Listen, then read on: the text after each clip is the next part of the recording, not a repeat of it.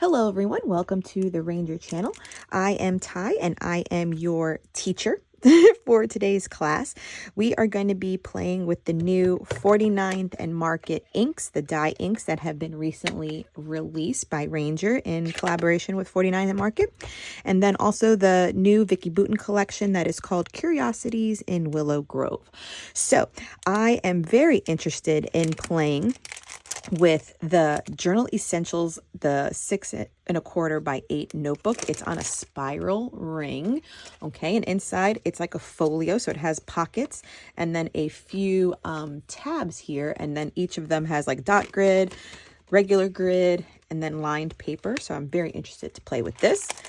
The other supplies we're going to use today, in addition to the inks, are the Irresistible Rubon transfers. I'm very curious on how to play with these. These are a new product, so we're going to have a learning curve on how to play with it. And as I see it, you know, we can do like an inky background, and then all of these rub-ons are white, so they will be more like a resist. So I'm curious if we need to do the ink first and then put the rub-on on, or is the rub-on go first and then we put the ink? So we will be learning how to use that. I also grabbed grab any stencil that you want to work with. So I just have the Geo leaves from Simon Hurley. I think I'm just going to maybe play with that so that we can play with some texture paste. I also just have a background stamp just for added interest. This one's called Handwritten from Simon Hurley.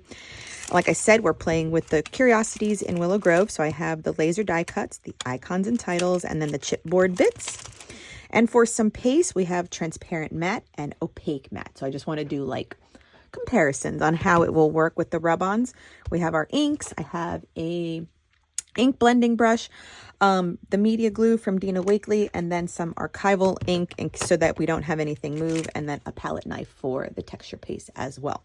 Okay, so those are the supplies we will need, and let's get started. Let me clear my desk and let me see how we're going to start this process off first. Okay, so for my first tip on how to use the rub-ons, because I wanted to experiment before we got started, I first did an inky background with the watermelon down here, and I attempted to use one of the rub-ons onto the inked up background, and I have to tell you, it does not work. So that's why I am sharing my knowledge with you already.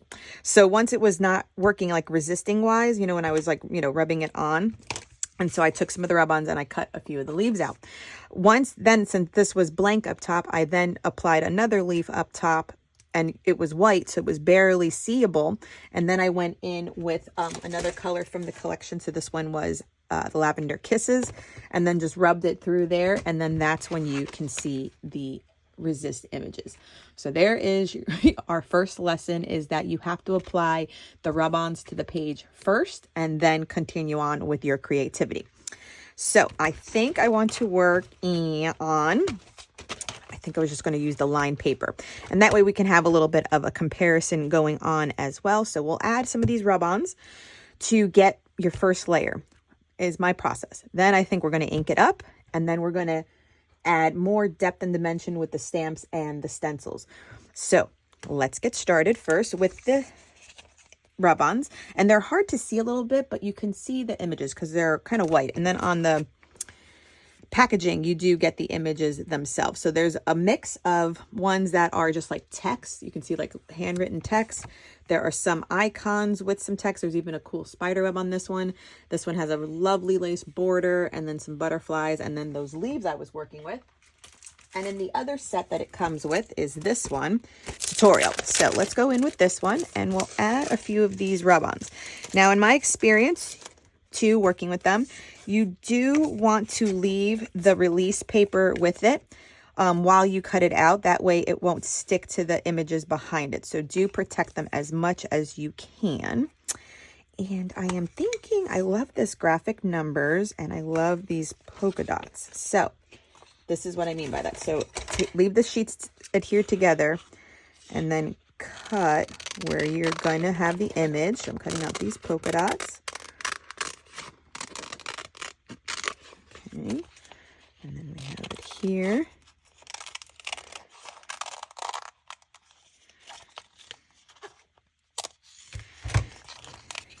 So you do want to leave the papers until you're ready to adhere it. The release paper comes off and then apply it to your background.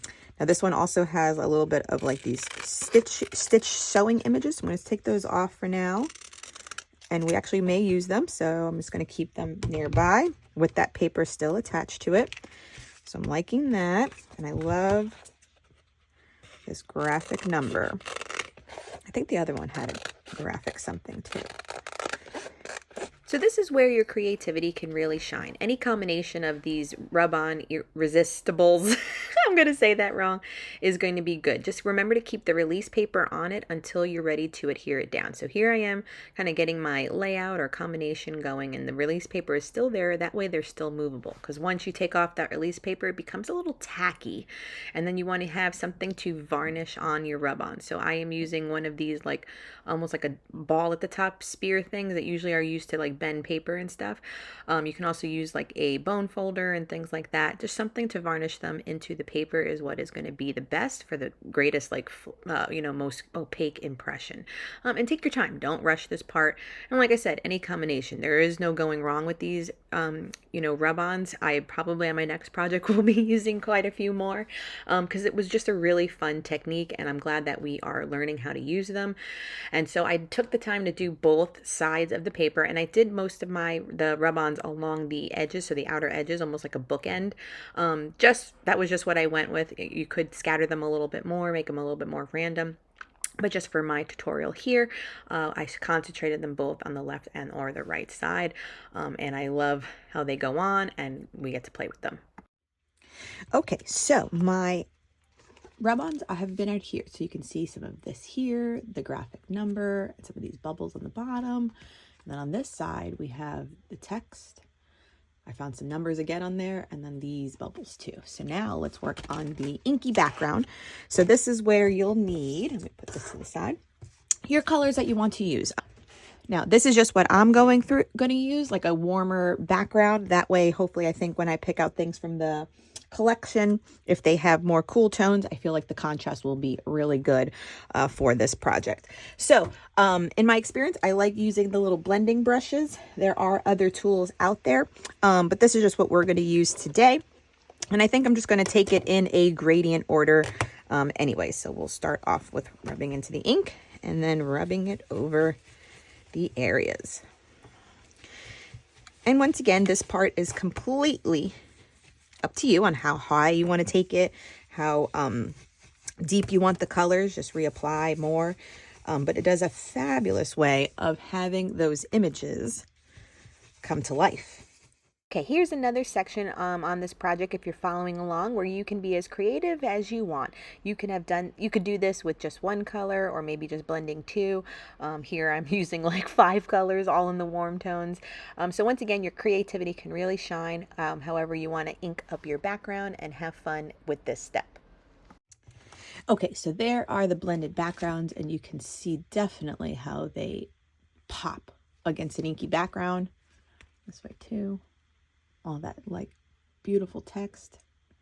So what I want to see next is how archival ink will react to it. If it will resist or if it will be fine, I do not know. So let's just take that background, some archival ink, and just add texture and depth to our background. Okay, so any text, any stamp that you have will do. Anything from Tim Holtz, Dina. I just happen to have these readily available right next to my desk, and the ink. So let's just go in and see how they react.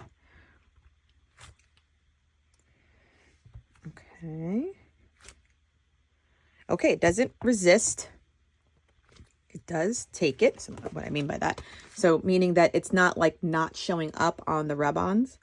It does show up, and I think what makes it show up too is the fact that this is archival, which is probably very important. If it was probably dye ink, I'm wondering if it would have the same effect. But you know what? That's something else we're going to add and test. So let me just add some more of this.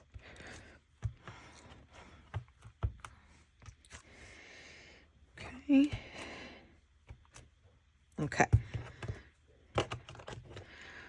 So check number 1, Archival is good on top of the Resist. Now let's get... Okay, so to have some variation, I have just 2 different tones, like a darker blue. This one's called Arctic Blitz, and then Salted Caramel. And we're going to do the same thing. I have a like typewriter set background, and we're going to see how it shows up against the Resist as well, and with this against the Archival. So just to kind of understand how they react. And so far, they do lay on top of the Resists, on top of the Rub-ons is what I mean.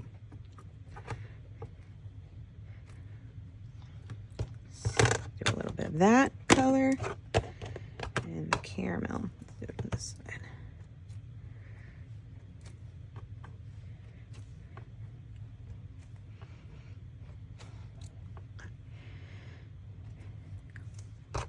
Really cool. Okay. So answer to question number 2, do the dye inks work on top of the Resist themselves too?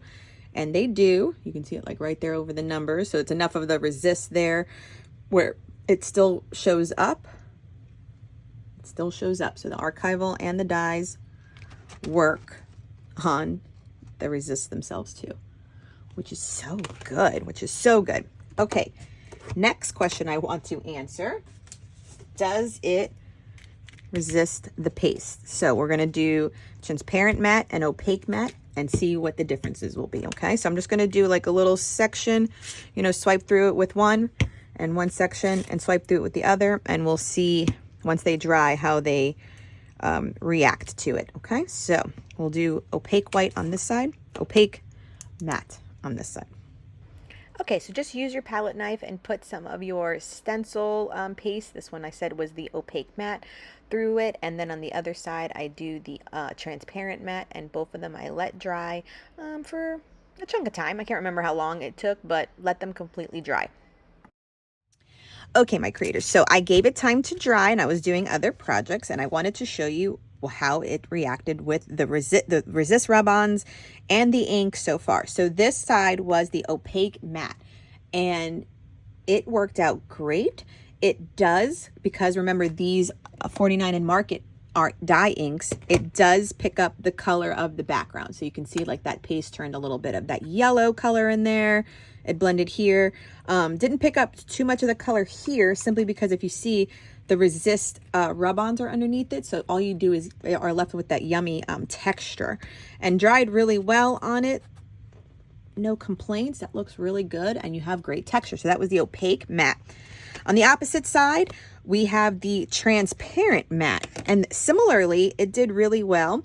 I will say it on the transparent matte, it reacted more with the ink that we had stamped. Remember when we were just doing the dye ink on top of the Resist? So you can see how the ink, the paste turned a little bit blue there. It turned a little bit of that caramel color here.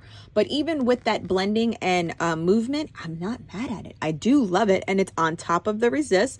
So your pastes will work on top of the Rub-ons. So that was mostly my goal that I was going for, is learning how to play with these, you know, in case they didn't, in case it rubbed off from here, you know, like if I was able to still smear it off, then we know that the Resist will not let anything dry on top of it. But you can certainly play with your transparent paste or opaque paste on either side with you can play with your transparent paste or opaque paste with these Resist Rub-ons without any problem. So that's good to know from my little lesson here. So now I pulled out the collections, and we're going to do 2 little moments here. So we'll work on one first. That way it's not too complex on the eyes, and then we'll work on the other side. I'll try to have them complement, but that's not really the goal. It was really to learn how to play with the Rub-ons, the inks, and some paste all in one rather simple art tutorial. So the laser Okay, so here we are with the last creative step, which is sort of, and I said, like just embellishing your page. So once we have our gorgeous backgrounds done, usually even in my, classic art journal, we always do the art, the background first. You do your collage, your stamping, your stenciling. So we got all of that process done. And the main theme was learning how to play with these rub-ons now, which are a new item to the 49th and Market collection. But now we get to play with their newest collection, which is Curiosities in Willow Grove. And I just thumbed around through the laser die cuts, which are the ones that have no white border, and then the die cut pack.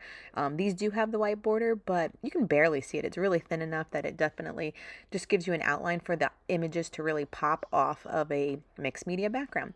So for the first one, I definitely love this little stack of books and this little owl. I tried it out with the little, almost like glass dome piece over it, but I really like the marigold gold frame, and so I really like the way this one looks with this title piece on it. And so I will stick it down using that Dina Wakley media glue, and then we'll work on the next page. So again, it wasn't my intention to make them similar to each other, but anytime you're using the same collection, they will just naturally correspond really well.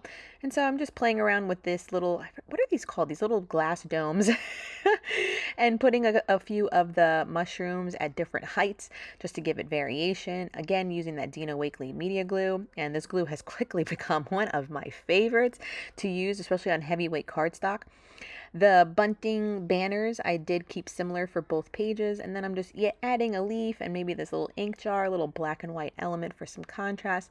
But for the butterfly, I did want to cut off the white border just because I didn't need it to pop where I was going to put it more on that white page. But all that interest from the backgrounds we created just stand really well against these elements. And then here I am using the chipboard title pieces to have one say Autumn Walk on it. That way I used a little bit of everything that's in this collection. And let's not forget, at least for me, I always need to end with some gold splatter, and I'm using Fossilized Amber from the Tim Holtz Spritz line, and that will finish off these two pages. Okay, that will wrap up this double page art journal spread in this spiral bound notebook. This was the one from the Vicki Boutin, and I'm actually impressed with the Dina Wakley media glue. These are heavyweight cardstock die cuts. They're really a nice weight, and this works really good. And this also works on top of keeping it on top of those texture pastes and on top of those resists. So do know that this glue works fabulous. We learned plenty of kind of rules on how to use the rub-ons, knowing that they have to be done on blank page first, and then you can do your inky background. They do take archival inking, and then also the die stamping with these on top of it worked fine once you had them down. Then we also went in with the opaque matte on this side and the transparent matte on this side, and they both took well, and they do absorb the ink from underneath on your inky background. So both of those can be used. So between learning how to use the rub-ons properly, stamping, some stenciling, and then doing our collage on top, we really learned a few tricks on how to use our art supplies. So that will wrap up. It's been a pleasure being with you here on the Ranger Ink channel. Please give this video a thumbs up. It helps the Ranger channel grow. And I am Tai once again. And until next time, everyone, bye.